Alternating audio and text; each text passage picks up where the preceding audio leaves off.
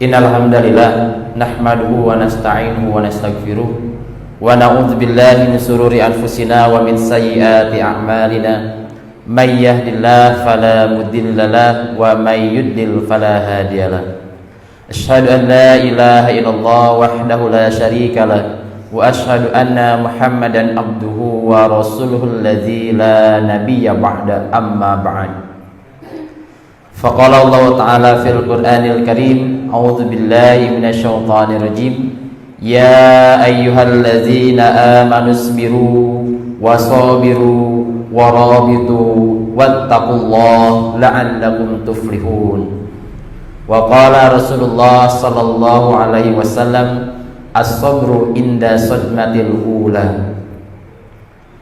Rijalul ghad wa ummahatul ghad rahimakumullah. Nahnu na'lamu anna Allah Ta'ala amarana bis-sabri ala kulli hal. Kita semua paham dan tahu bahwa Allah Subhanahu wa taala itu memerintahkan kepada kita bis-sabri ala kulli hal, sabar dalam setiap keadaan. As-sabru laisa fil musibati faqat, dan sabar itu bukan diterapkan pada ketika kita menimpa kepada kita musibah saja, tapi sabar itu harus kita tanamkan, harus kita terapkan tadi ala kulli hal. Keadaan apapun yang ada dihadapi oleh kita, maka nilai-nilai sabar itu harus senantiasa dihadirkan. Kita juga sering lihat ya, bagaimana atau pengertian dari sabar. Kalau kita lihat dari beberapa kitab-kitab tentang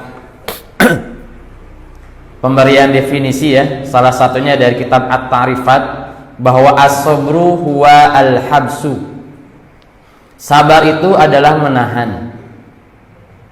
Al-habsu at-tajalludu bihusnil ihtimali walam tazza'. Menahan diri, menarik diri dengan sebaik-baiknya, walam tazza', dan tidak putus asa.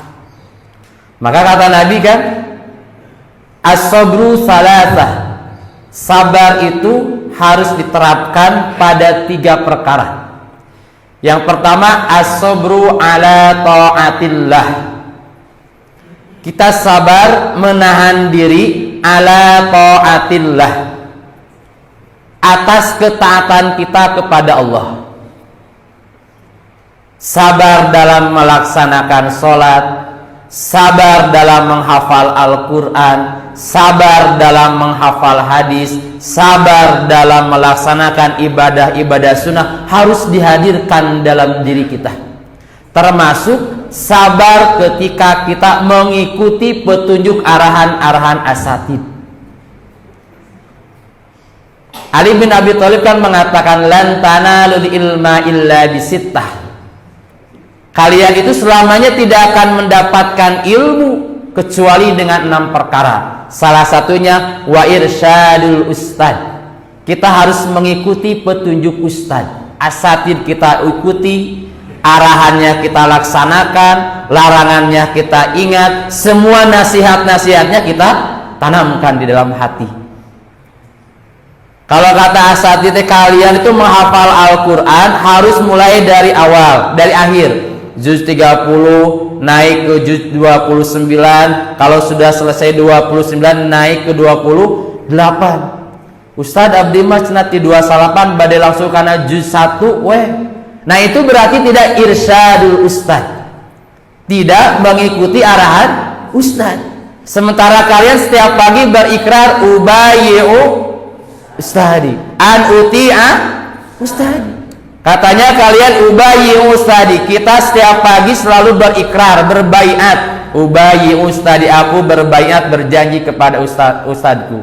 An uti'a ustadi, aku akan mentaati ustad. Tapi ketika ustaz mengatakan, memberikan arahan, memberikan nasihat, lam tasbir, kemudian kalian tidak sabar, tidak menahan diri, tidak menahan keinginan untuk tidak melawan arahan asatid. Marakedawang geuningan nya. Mana marakedawang? Naon marakedawang teh? Bahasa Jermannya. Apa marakedawang? Apa ya? Bersikeras lah nya, keras kepala gitu. Iya juz 28 lah hafalkeun enggak Ustaz. Aku mah mau langsung ke juz 1 saja. 21 30 28 ngaceleng ka juz 1, juz 2, juz 8 dilewat. Standar dari kita, kurikulum tahfidz kita 5 juz terakhir itu adalah menjadi bekal utama pertama bagi kalian. Kalau 5 juz terakhir itu sudah selesai, sudah dihatamkan, sudah ditasmikan, maka kalian langsung loncat ke juz 1. Nah ini as-sabru ala ta'atillah, sabar menahan diri ketika kita taat kepada Allah, dan tentu sabar ketika kita mengikuti arahan-arahan dari asatid kita.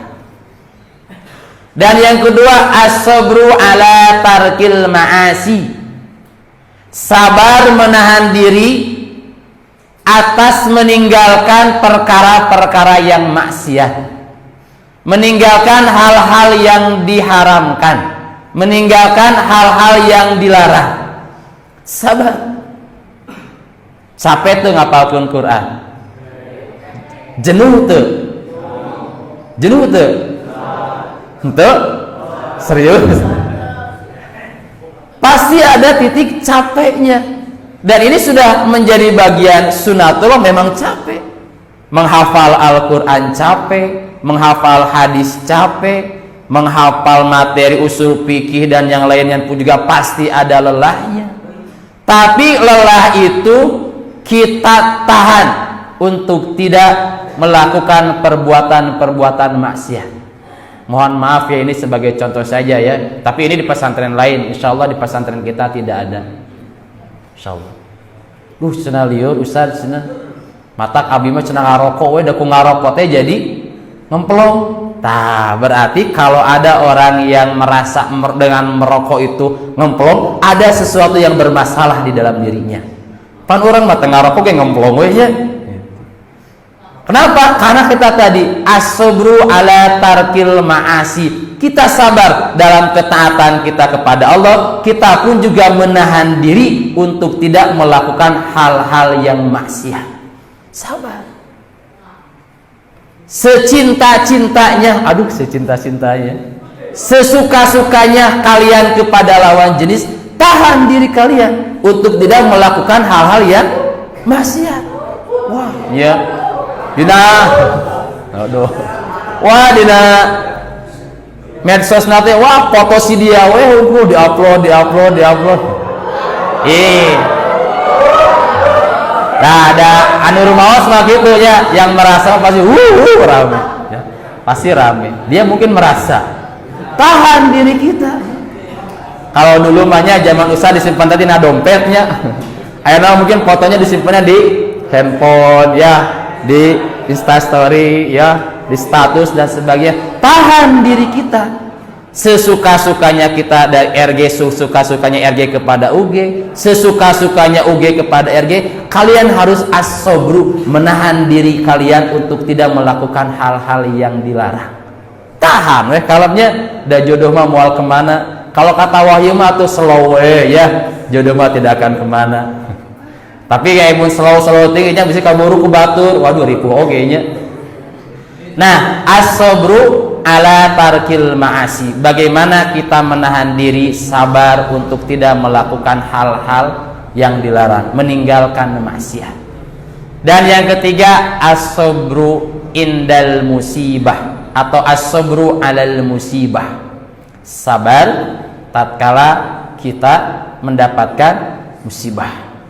Mungkin kalian pernah mendengar ya hadisnya, ada seorang ibu ketika dia menguburkan tabki inda qabrin, dia menangis di sisi kuburan anaknya. Lalu datang Nabi bersabda, ittaqillah wasbiri, bertakwalah kalian kepada Allah dan sabarlah. Tapi si ibu itu kan malah mengatakan, engkau mah tidak merasakan apa yang aku rasakan. Nah segitunya menurang di pepatah teh, kalau atau mungkin itu bukan jodoh kamu, kamu mah tengah rasakeunnya kumaha pedihnya ditinggalkan, ditinggalkan ya. ke eta teh nasihatnya. Kalau ada yang nasihatnya ya kita terima. Ini juga sama si ibu ini ya. Dah kamu mah tidak merasakan kumaha pedihna, kumaha sakitna ditinggal oleh anak gitu. Si ibu itu tidak tahu yang memberikan nasihat itu adalah Nabi. Fakilala, kemudian temannya mengatakan, alam ta'rifha, apal tuh? Kamu tahu gak siapa yang tadi memberikan nasihat kepada kami? Tuh apal cenah saha kitu? Eta teh Nabi.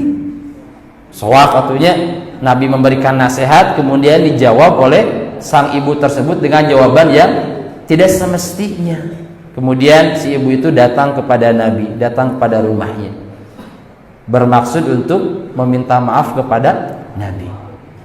Maka Nabi mengatakan pada saat itu, as-sabru inda sadmatil ula.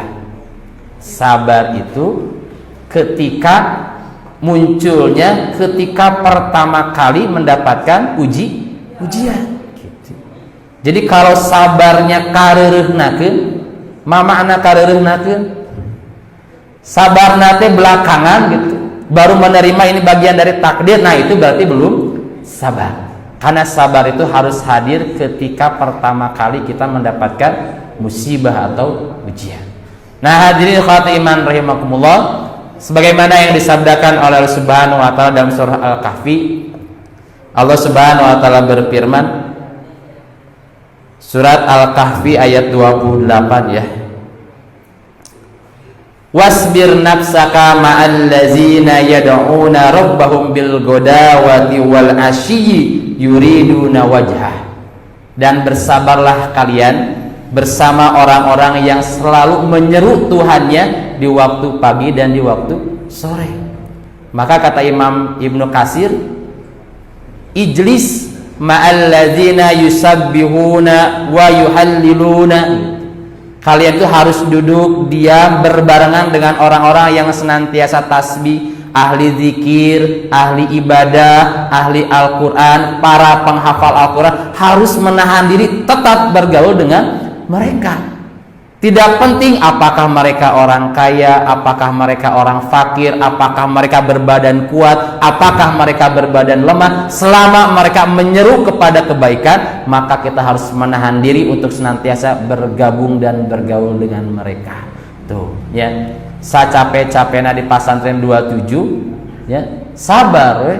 Ma'al ladzina yad'una rabbahum. Kalian capek menghafal, sabar we. Aduh cenah teu kiat abdi mah cenah bade ngalih we. Nah, berarti tidak ada nilai sabar. Kalau sabar, segala sesuatunya senantiasa dihadapi dengan kesungguhan hati, walam yazak, tidak putus asa. Hadirin ikhwati iman rahimakumullah, rijalul ghad wa ummahatul ghad. Itu saja mungkin yang bisa disampaikan pada kesempatan pagi ini. Mudah-mudahan nilai-nilai sabar, nilai-nilai kebaikan senantiasa hadir dalam diri kita semua, dan tentunya secapek apapun, selelah apapun dalam taat kepada Allah, maka mudah-mudahan lelah itu, capek itu menjadi nilai ibadah. Aqulu qouli hadza wa astaghfirullah li wa lakum. Assalamualaikum warahmatullahi wabarakatuh.